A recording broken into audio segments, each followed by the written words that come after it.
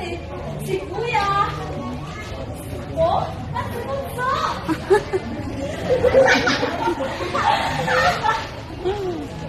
Wala akong kami dati. Pero ngayon, hindi mo po ang sinugo.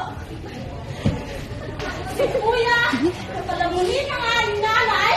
Ay nasayin mo. At atin pa. Si Bunso, hindi ko na alam. Lalo-lalo ng tulala. Dahil ginamasa siya nung wala akong kwentang ama. Wala akong kwentang ama. Dahil ang alam lang ay lumas-masok sa aming bahay. Habang ang nanay ko ay nakakalusay at may sakit. Swatan kami kung tawagin. Pero may pera ang aking ama. Pero wala kang kote na pag-aralin kami.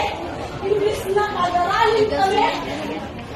Ginawan natin ng pera sa babae. Ito na naman. Baliw! Anak ng malas! Yan ang paulit-ulit kong naririnig sa aking mga bahay! Nagsimula yan isang araw nang umuwi ako. Galing sa trabaho sa kapitbahay. Naglalaba ng plansya. Umuwi ako, nagsabi ko ang aking ina. Ay, pagdarang ko ba? Tinanong ng aking ina ang aking ama. Sino na naman ang kasama mo? Isabay ko. Imbes na sagutin ay dinadyakan. Sinuntok.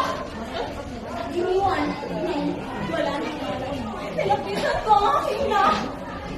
Inay! Gising! Gising, inay! Wala sumasagot. Inay! Gising! Inay!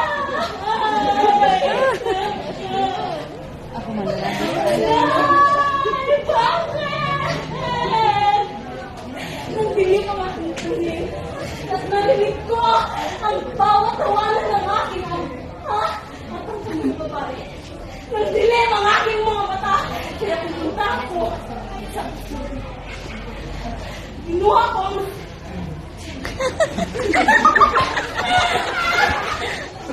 Kaya, pumunta ako sa kung saan sila ay